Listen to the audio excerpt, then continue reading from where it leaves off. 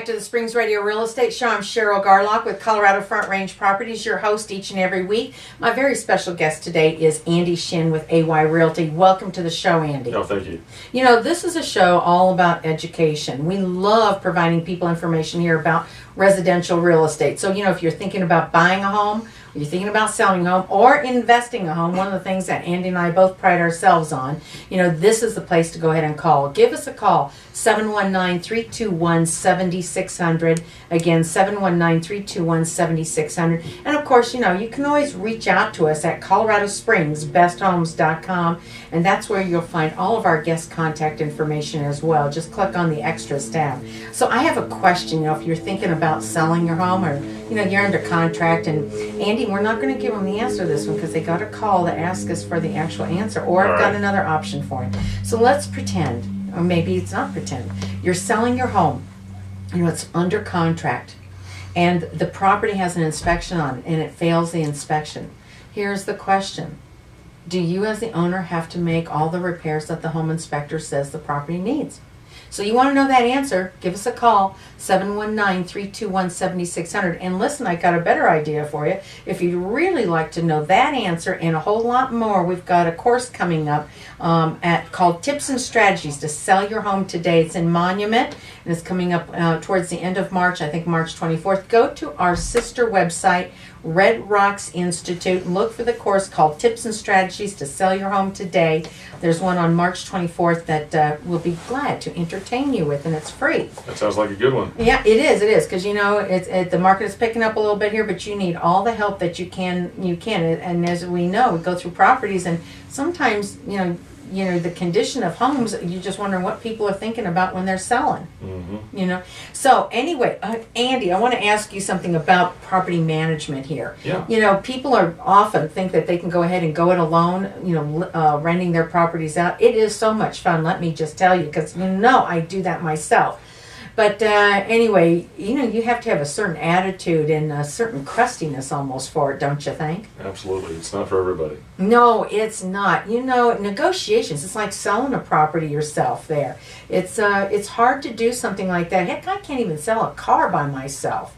I know I should be able to, but, you know, a house, a property, you know, renting it and managing the tenants, that's something else. So tell us some of the reasons why they should hire a property manager. Yeah, absolutely. And Cheryl, I hear so often from folks, well, I'm in town, why would I spend money on a property manager? But folks don't understand the legal intricacies involved in the rental relationship between a tenant and a landlord. You need to have a professional on your side as a landlord when you're managing the house. But also think about some of the logistics. Who's going to be inspecting the house? Do you have a comfort level to meet with that tenant a couple times and do interior inspections and to do exterior inspections?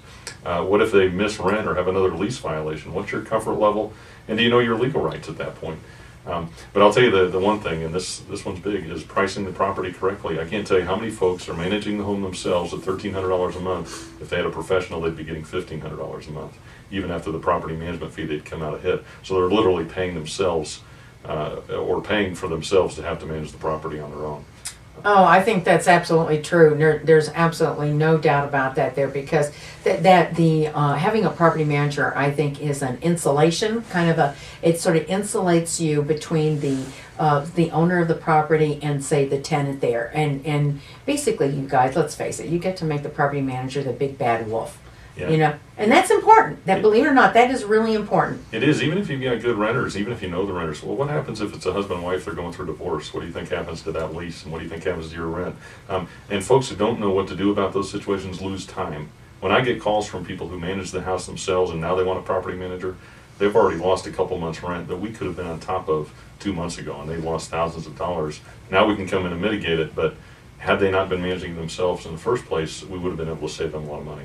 Well, let's talk a little bit about holding someone responsible for certain damages, because that's a big deal. Sure. You know, like a pet damage, or you know, one of my favorite ones too is you have a no smoking policy, and then you find out that there's been smoking in the property. Yeah. You know, and you know, people don't realize what smoke damage does to a property. It gets into the walls, into the paint, into the carpet, and depending if how long it's been going on and how excessive it is. I mean, you might be painting walls and You might be at the extreme ripping out carpet, but you're at least doing some level of mitigation to get rid of that smell. And I don't think people realize, why owners sometimes don't want people who are smoking in the property there, because, especially if it's a condominium or a townhome where you have shared walls, you might have some shared ventilation. Yeah, absolutely. And you might have other tenants or other people, residents actually, that might have asthma and allergies that they just can't tolerate that. And you got to be careful of this one, because no matter what your lease says, when that person moves out, if there's damage from smoke, you can charge them. But your lease has to say no smoking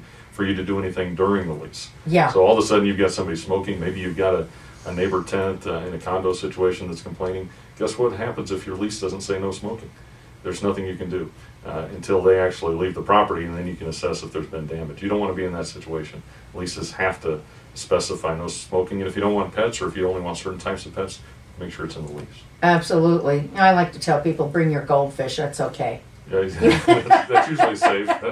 I'll let you have a goldfish there, What about when a renter leaves the property? What should you expect in terms of the condition as far how they leave the home? Well, and this is another one where a property manager is going to be able to help you go in and assess, is that tenant responsible for anything based on the way they left the home. But you're going to expect that they've cleaned the home, that they've taken care of normal maintenance items, the furnace filters, the smoke alarm batteries, light bulbs, all that stuff should be in good working order.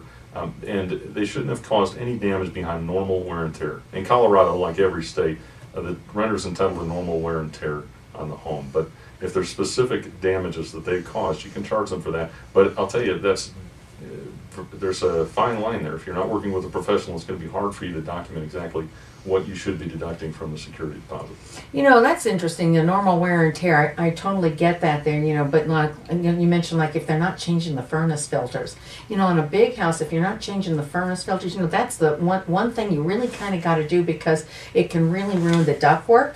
It can, and don't confuse allowing them normal wear and tear with allowing them not to maintain the home. You're absolutely entitled to hold the renter to normal maintenance on the home.